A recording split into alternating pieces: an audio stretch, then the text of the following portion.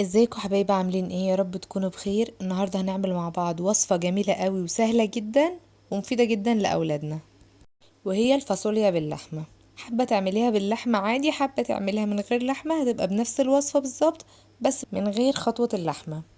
بس قبل بقى ما نبدأ صلوا بنا على النبي، اللهم صل وسلم وبارك على سيدنا محمد.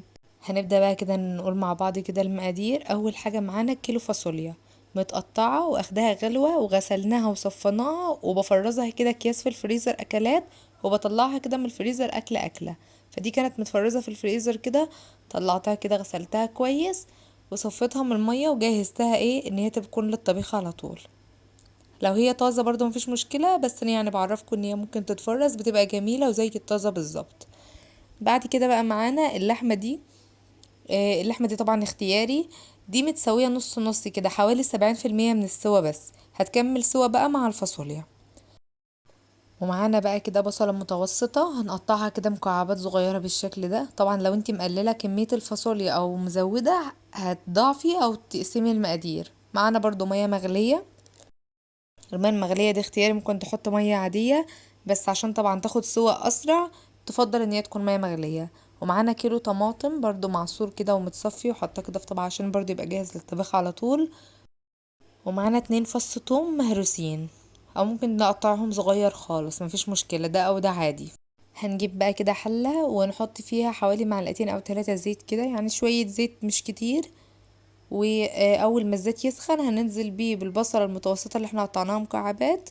هننزل كده البصلة في الزيت لحد كده ما البصلة تدبل معانا، ومش لازم تاخد لون، يعني اللي هي ممكن تاخد لون بسيط خالص كده ذهبي، بس احنا مش عايزينها اللي هي تاخد لون قوي.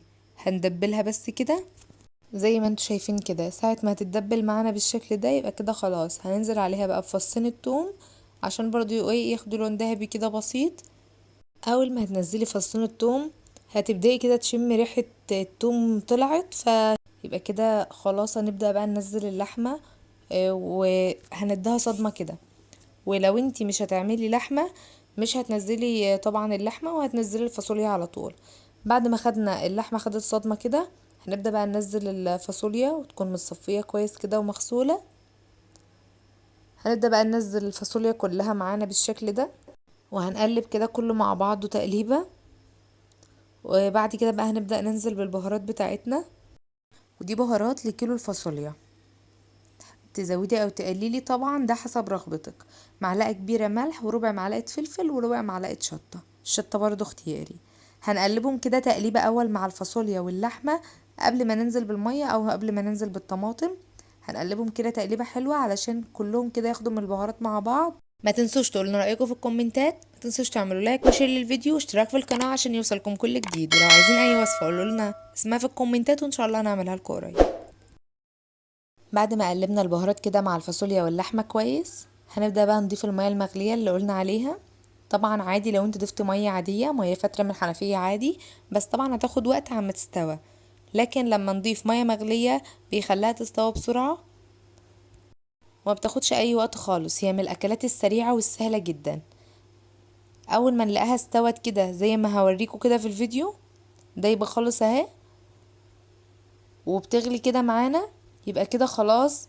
هنبدأ بقى نحط الطماطم اللي احنا عصرناها، كيلو طماطم معصورة مصفياه كويس، وهضيفه على طول على الفاصوليا واللحمة. بعد ما ضفنا الطماطم على الفاصوليا واللحمة هنقلبها مع بعض كده تقليبة. بعد كده هنغطيها ونسيبها لحد ما تغلي. اول ما هتغلي كده قوي كده تبقى اتسبكت معانا. طبعا انت تشوفها كده هتلاقي طبعا الطماطم تقلت شوية زي ما انتوا شايفين بنفس الشكل ده.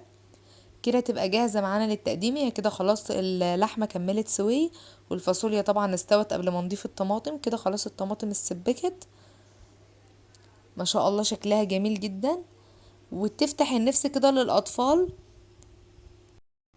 عشان طبعا نأكلهم أكلات مفيدة حتى لو هما ما بيحبوهاش كده. لما يلاقوها كده طبخها بطريقة جميلة طبعا بيغيروا رأيهم عن الأكلات اللي مش بيحبوها. ما شاء الله جميلة اهي معانا وجاهزة للتقديم. يا رب يكون الفيديو عجبكم، يا رب تكون الطريقة عجبتكم. طريقة سهلة قوي ولو جربتوها هتحبوها.